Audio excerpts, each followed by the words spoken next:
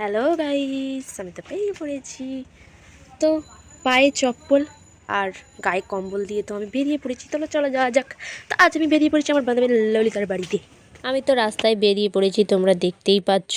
তো আজ আমি আমার বান্ধবীর বাড়িতে চলেছি, কী কারণে সেটা তো এখন বলবো না, ভিডিওটা দেখতে থাকো তাহলে বুঝতে পারবে। রাস্তায় বেরিয়ে পড়েছিলাম, তো তখন দেখলাম যে স্কুল ছুটির টাইম, আমিও সেই সময় বেরিয়েছি। দেখলাম বাচ্চারা স্কুল থেকে বাড়ি যাচ্ছিল, এদের দেখে আমার নিজের স্কুলের কথা মনে পড়ে গেল।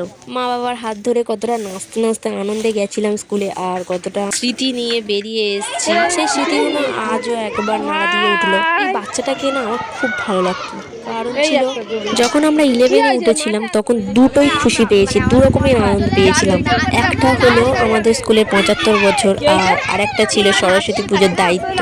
আনন্দটা আরও বেশি হয় যখন দেখতে পাই আমি স্কুল ছেড়ে চলে এসেছি, তারপরে আমার যেই সব বাচ্চাগুলোর সাথে তখন পরিচয় হয়েছিল সেই বাচ্চাগুলোই ছুটির পরে দেখে জিজ্ঞেস করে যে দিদি কেমন আছো। এই আনন্দটা আর কার হয় কিনা আমি জানি না, কিন্তু এদের কথা শুনলে আমার মন সত্যি বলতে ভরে ওঠে। তার মধ্যে সবথেকে প্রিয় ছিল ওই বাচ্চা ছেলেটা, আমার সত্যি বলতে খুবই পছন্দের ছিল, খুব শান্তশিষ্ট ছিল। আমি শুধু ওকে বলেছিলাম যে তুই ছেলে বলে নাচ শিখবি, এরকম কেউ কিছু বলে কোনো কথায় কান দিবি না, যেটা পছন্দ করিস তুই সেটাই শিখবি। নাচ জিনিসটা তো খারাপ নয়, যেটা শিখতে চাস সেটা তুই বাবা মাকে বলবি, যাতে বাবা মা কোনোদিন না বারণ করতে পারে। ওকে দেখে আরও ছেলেরা হাসছিল, আরও অনেক কথা বলছিল, তো আমি ওকে শুধু একটা কথা বলেছিলাম যে তোর যেটা ভালো লাগে তুই সেটা করবি, কারোর কথাই কান দিবি না। সেই জিনিসটা ও এখনো পর্যন্ত সেই কথাটা মনে রেখে নিজের মতো কাজ করে যাচ্ছে। আসার সময় তোমরা দেখলে আমার সাথে দেখা হয়েছিল, আমাকে বলছিল যে দিদি আমি এখনও না শিখি। ওর কথা শুনে আমার খুব আনন্দ হয়েছিল, সেই দিনের কথাগুলো আরও ভালোভাবে মনে উঠে গেল। তো তারপর আমি চলে এলাম আমার বান্ধবী স্নেহার বাড়িতে, তোমরা দেখতেই পাচ্ছ। তো ওকে ফার্স্ট আমি শাড়ি পরিয়ে নিয়েছিলাম, তো কেমন হয়েছে তোমরা একটু কমেন্টে বলো।